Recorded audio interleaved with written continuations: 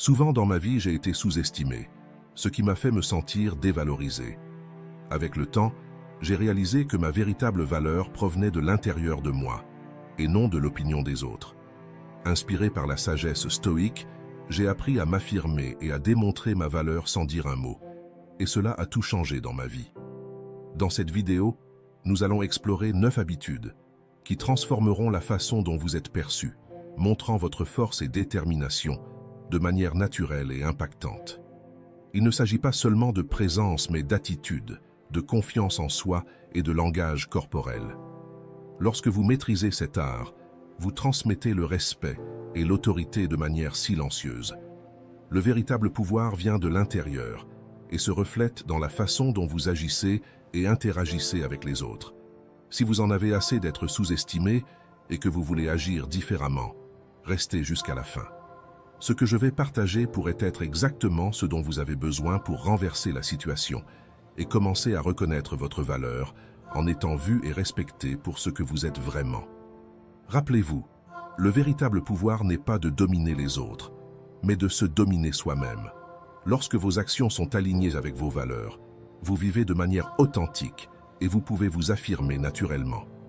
Mais, avant de commencer, je dois vous dire que cette vidéo vous est parvenue parce que quelqu'un l'a aimée et s'est abonné à notre chaîne. Faites de même pour ne pas briser cette chaîne de connaissances. Maintenant, commençons. Première habitude, confiance. La confiance en soi est le premier secret du succès. Ralph Emerson l'a dit, et il avait raison. Cette confiance ne s'exprime pas seulement en paroles, mais plus encore dans nos actions, nos comportements et la manière dont nous nous présentons au monde. Dans le stoïcisme, cette confiance est enracinée dans la compréhension profonde de notre valeur et dans l'acceptation de nos capacités et limitations. Imaginez un leader entrant dans une salle. Il n'a pas besoin de dire un mot pour que tous ressentent sa présence et reconnaissent son autorité. Sa posture, son regard et même la manière dont il marche transmettent un message clair de confiance et d'autosuffisance. Ce type de présence est quelque chose que nous pouvons tous cultiver dans notre vie quotidienne. Mais par où commencer? D'abord, il est crucial de comprendre que la confiance n'est pas synonyme d'arrogance, de tout savoir ou d'être le meilleur en tout. La vraie confiance signifie se sentir à l'aise avec soi-même, acceptant tant ses forces que ses faiblesses. C'est être sûr de ses habiletés et de ses valeurs, indépendamment de l'approbation externe. Les stoïciens comme Épictète et Marc Aurèle ont enseigné que la confiance est construite de l'intérieur. Selon Épictète, aucune personne n'est libre si elle n'est pas maîtresse d'elle-même. Cela signifie que la vraie confiance vient de l'intérieur, de la maîtrise de nos propres actions et réactions, et non de la manière dont les gens nous jugent ou de la valeur qu'ils nous accordent. Une autre habitude fondamentale est la pratique de la présence consciente. Soyez pleinement présent dans le moment, que ce soit lors d'une réunion ou dans une conversation avec un ami. Gardez une posture droite, regardez les gens dans les yeux et écoutez activement. Cette présence consciente non seulement montre du respect pour les autres, mais renforce également votre propre sécurité et valeur. La confiance est une habitude qui se cultive à travers de petits changements de comportement et dans notre manière de penser. Et c'est l'une des qualités les plus attrayantes qu'une personne puisse avoir. Mais rappelez-vous, la confiance est silencieuse. Vous n'avez pas besoin de parler de vos réalisations ou de vous montrer. Il suffit d'être présent, authentique et de maintenir la calme intérieure. En intériorisant la sagesse stoïcienne et en pratiquant la confiance dans vos actions quotidiennes, vous découvrirez que le pouvoir de vous imposer et de démontrer votre valeur est en fait en vous, attendant d'être révélé. C'est comme l'a dit Marc Aurèle. Regardez en vous-même. C'est là que se trouve la source du bien et elle peut couler continuellement si vous la cherchez toujours. Deuxième habitude, tranquillité. Imaginez que vous êtes dans une réunion de travail et qu'une discussion tendue commence. Tout le monde élève la voix, essayant d'imposer ses opinions. Alors, vous remarquez quelqu'un qui reste tranquille, observant calmement. Cette personne ne dit pas un mot, mais sa présence est remarquée. La tranquillité dans ce scénario parle plus fort que n'importe quel cri. La tranquillité, c'est comme un lac serein en plein milieu d'une tempête, tandis que tout autour est agité. La surface calme reflète force et autocontrôle. Cette calme et rationalité montrent une maîtrise de soi et une clarté mentale, des qualités hautement valorisées dans n'importe quel contexte. Mais pourquoi est-il si difficile de rester calme dans des situations de tension? La réponse peut résider dans notre réaction instinctive au stress, où souvent nous confondons activité avec productivité. Sénèque, un des grands philosophes stoïciens, enseignait que la paix intérieure n'est pas l'absence de défis, mais la capacité de gérer ces défis de manière équilibrée. Tout comme les stoïciens tiraient avantage de la sérénité pour prendre des décisions avisées, nous pouvons apprendre à appliquer cette habitude dans notre vie quotidienne pour démontrer notre valeur sans avoir besoin de parler. Lorsque nous cultivons la tranquillité, nous augmentons notre capacité d'écouter activement, sans interrompre ni juger. Nous sommes également capables de maintenir une posture calme, même dans des discussions enflammées, et de répondre aux critiques sans réagir de manière défensive. Si vous réussissez à faire cela, vous êtes sur la bonne voie. La tranquillité est quelque chose d'incroyablement attirant. Lorsque vous êtes calme, vous transmettez une sensation de sécurité et de stabilité, quelque chose que beaucoup de personnes trouvent irrésistible. Dans le contexte de la sagesse stoïcienne, la tranquillité est une démonstration puissante de valeur et d'autocontrôle. Dans un monde où beaucoup sont tentés de parler fort et d'agir impulsivement pour être remarqués, cultiver la tranquillité peut être une manière silencieuse, mais extrêmement efficace de s'imposer. Il est important de comprendre que rester calme ne signifie pas être apathique ou jouer les imbéciles. Cela signifie être en paix et en contrôle de ses émotions, une qualité qui, bien que silencieuse, en dit long sur votre caractère. La tranquillité est la clé pour maintenir l'esprit en équilibre. Comme l'a dit Lao Tse, celui qui connaît les autres est sage, celui qui se connaît lui-même est éclairé. Cultiver la tranquillité est un signe de profonde autoconnaissance et de force intérieure.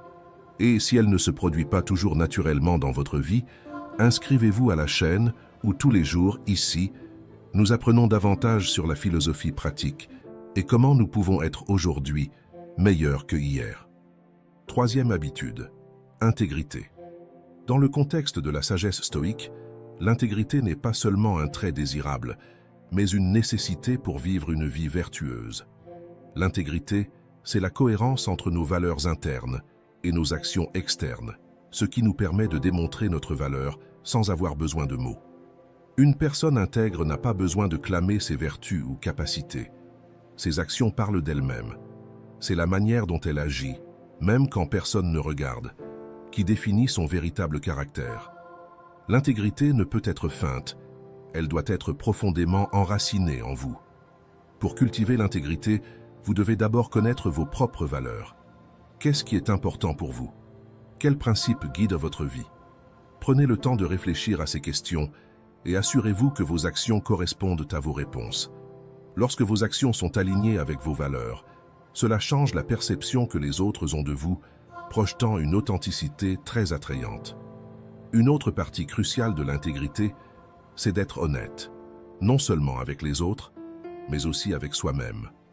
Cela signifie admettre ses erreurs et en apprendre. Les gens respectent ceux qui ont le courage de reconnaître leurs erreurs et de travailler à s'améliorer. Être honnête vous libère du fardeau de maintenir de fausses apparences, vous permettant de vivre de manière plus légère et paisible. Il est important de se rappeler que l'intégrité n'est pas construite sur de grands gestes, mais sur de petites attitudes cohérentes. S'engager à être ponctuel, livrer le travail à temps, traiter tout le monde avec respect et compassion, indépendamment de qui ils sont ou de ce qu'ils peuvent offrir. Ce sont ces petits actes qui construisent un caractère intègre. Quand vous vivez avec intégrité, vous devenez une personne de principes et de valeurs solides, construisant une vie de signification et de but. L'intégrité, c'est la base pour la confiance en soi et le respect des autres. Souvenez-vous des mots de Marc Aurèle. L'intégrité est l'âme de l'homme. Sans elle, il n'est rien. Quatrième habitude, l'autocontrôle. La véritable source de pouvoir et d'influence ne consiste pas à contrôler les autres ou les circonstances extérieures, mais plutôt à se gouverner soi-même. L'autocontrôle est la clé pour démontrer notre valeur de manière silencieuse, mais puissante. En maîtrisant nos réactions, émotions et impulsions, nous projetons une présence forte et fiable qui parle plus fort que les mots. Imaginez que vous êtes dans une réunion de travail et qu'un collègue commence à parler d'un projet important. Vous avez envie d'interrompre, de montrer que vous comprenez également le sujet. Mais alors, vous vous rappelez de l'importance de l'autocontrôle. Au lieu d'interrompre, vous respirez profondément et écoutez attentivement. C'est à ce moment que vous imposez le respect et gagnez l'admiration lorsque vous parvenez à vous contrôler. La capacité de contrôler vos émotions et réactions non seulement démontre une maturité, mais aussi une force intérieure. Les personnes qui exercent l'autocontrôle ont tendance à prendre des décisions plus sages, ont des relations plus saines et sont plus respectées par les autres. D'un autre côté, le manque d'autocontrôle peut mener à des décisions impulsives, à des conflits inutiles et à une image détériorée. Pensez à l'impact à long terme de ces choix sur votre vie personnelle et professionnelle. Comment serait votre vie si vous pouviez affronter chaque défi avec calme et clarté? Que pourriez-vous déjà avoir accompli si vous n'étiez pas esclave de vos émotions et de vos impulsions? L'autocontrôle peut sembler une vertu difficile à cultiver, mais les bénéfices sont immenses. Les stoïciens croyaient que par la pratique constante et consciente, nous pouvons renforcer notre capacité à contrôler nos émotions. Et cela commence par de petits pas, comme respirer profondément avant de réagir ou s'arrêter pour réfléchir aux conséquences de nos actions. Soyez conscient du moment présent et de vos sentiments. Cela aide à identifier les déclencheurs émotionnels et à répondre de manière plus rationnelle. Adopter une posture d'autocontrôle n'est pas juste un exercice de discipline personnelle, mais un choix de vivre une vie plus significative et centrée sur ce qui compte vraiment. Dans les prochains jours, défiez-vous de pratiquer l'autocontrôle dans vos interactions quotidiennes et observez comment cela transforme votre perception et améliore vos relations. Tous admirent ceux qui parviennent à rester calmes et à agir rationnellement en toute situation. Cela démontre une force intérieure que beaucoup respectent et désirent posséder. Cette calme et rationalité montrent une maîtrise de soi et une clarté mentale. Souvenez-vous, le véritable pouvoir n'est pas de dominer les autres, mais de se dominer soi-même. Qui est maître de soi est plus grand que celui qui est maître du monde. La sagesse de cette citation nous rappelle que le véritable pouvoir vient de l'intérieur. L'autocontrôle nous aide non seulement à rester calme au milieu du chaos, mais aussi nous permet de projeter une image de force et de confiance inébranlable. En devenant maître de nous-mêmes, nous devenons des exemples vivants de force intérieure et de sagesse. 5e habitude, être présent. Cette qualité d'être complètement dans le moment, de vraiment être là, avec les personnes et les situations que vous rencontrez, est appelée la présence. Quand vous êtes totalement immergé dans l'instant, votre énergie et votre concentration deviennent évidentes, influençant positivement ceux autour de vous. La présence, c'est une de ces choses qui peuvent être difficiles à définir, mais faciles à reconnaître quand nous la voyons. Sénèque a une fois dit « Être partout, c'est être nulle part ». Cela signifie que lorsque nous essayons de diviser notre attention entre de nombreuses choses, nous ne prêtons réellement attention à rien.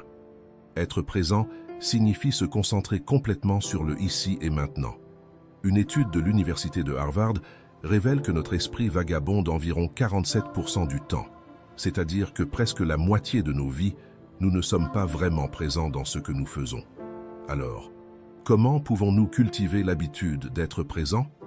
La pratique d'être présent n'est pas seulement une compétence, mais une philosophie de vie que les stoïciens maîtrisaient. Marc Aurèle, l'empereur stoïcien, utilisait la stratégie du memento mori. Il disait « Vous pouvez quitter cette vie à n'importe quel moment. Laissez cela déterminer comment vous vivez, pensez et ce que vous dites. » Sénèque renforçait cela en disant que nous devons vivre chaque instant comme s'il était le dernier, pleinement conscient et engagé.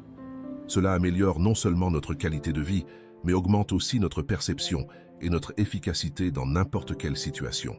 Par exemple, dans une conversation, intéressez-vous vraiment. Ne pensez pas à votre réponse pendant que l'autre personne parle ou ne regardez pas votre téléphone. Quand vous faites quelque chose, faites-le. Concentrez-vous sur ce qui est devant vous, que ce soit un repas, une conversation ou un travail. Être présent ne signifie pas seulement être physiquement sur place, mais être mentalement et émotionnellement impliqué. Parfois, la distraction est aussi séduisante qu'un écran de cinéma. Cependant, il est essentiel de résister à la tentation de se déconnecter. Si vous remarquez que votre esprit vagabonde, redirigez doucement votre focus vers le moment présent. Ne vous blâmez pas pour être distrait, mais utilisez ces opportunités comme des rappels pour renforcer votre pratique de l'attention et de l'engagement avec le maintenant. Être présent est l'un des plus grands cadeaux que nous pouvons offrir à nous-mêmes et aux autres. Et profitez pour partager cette vidéo avec un ami qui en a besoin. Aidez-nous à répandre cette sagesse. 6e habitude, humilité. Souvent, l'humilité est confondue avec l'autodépréciation. Mais en réalité, c'est une vertu qui nous aide à nous concentrer moins sur nous-mêmes et plus sur les autres et sur le monde autour de nous. Imaginez un leader dans une équipe de travail. Il est calme, mais sa présence est forte. Il n'a pas besoin de parler de ses réalisations ou de ses compétences. Son humilité se montre en aidant ses collègues, en écoutant plus qu'il ne parle et en admettant ses erreurs, créant un environnement de respect et de confiance. Ce leader n'a pas besoin de dire qu'il est compétent. Ses actions le montrent clairement. Maintenant, pensez à un chef qui parle toujours de ses réalisations ou corrige les autres pour montrer qu'il a raison. Qui a besoin de diminuer les gens pour se sentir important? Est-il aussi respecté que le premier leader? Probablement pas. L'humilité est une vertu puissante qui démontre notre valeur de manière authentique et durable. La vraie force et confiance ne viennent pas du besoin de se montrer ou de chercher l'approbation d'autrui, mais plutôt de la capacité de rester calme et authentique dans toutes les situations. Quand vous maintenez la tranquillité, vous démontrez une force intérieure qui est admirée et respectée par beaucoup. Cette sérénité vous permet d'agir de manière rationnelle, même dans les situations les plus difficiles. Épictète a dit « Il est impossible pour un homme d'apprendre ce qu'il pense déjà savoir ». Cela nous enseigne que l'humilité est essentielle pour la croissance et l'apprentissage. Reconnaître qu'il y a toujours quelque chose à apprendre et que nous n'avons pas toutes les réponses est un signe de véritable sagesse. Admettre vos limitations ne vous rend pas seulement plus accessible, mais vous ouvre également à de nouvelles opportunités d'apprentissage et de croissance. Alors, comment pouvons-nous cultiver l'humilité? Premièrement, acceptez que vous ne savez pas tout. C'est l'une des étapes les plus difficiles, surtout dans un monde où tout le monde veut paraître expert. La pratique de l'humilité commence par l'acceptation de nos propres faiblesses et limitations. Cela nous permet de grandir et d'apprendre de manière continue, sans la pression d'être parfait. Une autre pratique importante est d'écouter plus que de parler. Donnez aux autres l'opportunité de partager leurs pensées et expériences, sans les interrompre ou tenter d'imposer votre point de vue. L'humilité se reflète aussi dans la manière dont vous traitez les gens, indépendamment de leur statut ou position. Traitez tout le monde avec le même niveau de respect et de dignité. Souvenez-vous que chaque personne a sa propre histoire et quelque chose de précieux à offrir. Il est important d'accepter et d'apprendre de vos erreurs. Personne n'est parfait et nous faisons tous des erreurs. La différence réside dans la manière dont nous répondons à ces erreurs. Au lieu de vous défendre ou de trouver des excuses, admettez quand vous avez tort et montrez-vous disposé à apprendre et à vous améliorer. Cette capacité à être vulnérable et honnête au sujet de vos défauts est une démonstration de grande force. En pratiquant l'humilité, vous devenez plus accessible et authentique.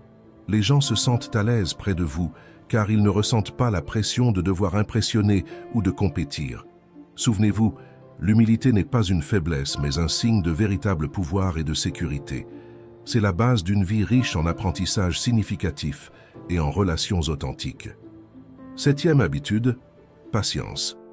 La patience est amère, mais son fruit est doux. Aristote. Dans un monde où l'empressement et l'impatience dominent, la capacité d'attendre, d'observer et d'agir au bon moment est une démonstration silencieuse, mais cristalline de force et de sagesse. La patience est une vertu qui peut transformer la manière dont vous êtes perçu et comment vous vous reliez aux autres. Imaginez un bambou qui grandit. Durant les premières années, il n'y a presque pas de croissance visible. Cependant, sous terre, il développe un système racinaire robuste et complexe. Lorsqu'il perce finalement la surface, il grandit rapidement, atteignant des hauteurs incroyables. Ainsi est la patience. Sa valeur peut ne pas être immédiatement visible, mais elle construit une base solide qui permet une croissance exponentielle. Nous vivons à une époque accélérée où tout le monde veut des réponses rapides et des résultats immédiats. La patience est la capacité d'attendre sans frustration, d'accepter que les choses prennent du temps et de maintenir son calme dans ce processus. Les personnes qui cultivent la patience montrent un contrôle interne qui transmet confiance et autorité. Sénèque, un des grands philosophes stoïciens, disait « La patience est le courage de la vertu ». La patience nous permet d'évaluer les situations avec clarté et de répondre de manière pondérée au lieu de réagir de manière impulsive. Pour cultiver la patience, il est essentiel d'être conscient des moments où notre impatience tend à surgir. Par exemple, si vous vous irritez facilement dans la circulation ou en attendant une réponse importante, utilisez ces moments comme des occasions de pratiquer la patience. Demandez-vous, est-ce vraiment si important au point de me stresser?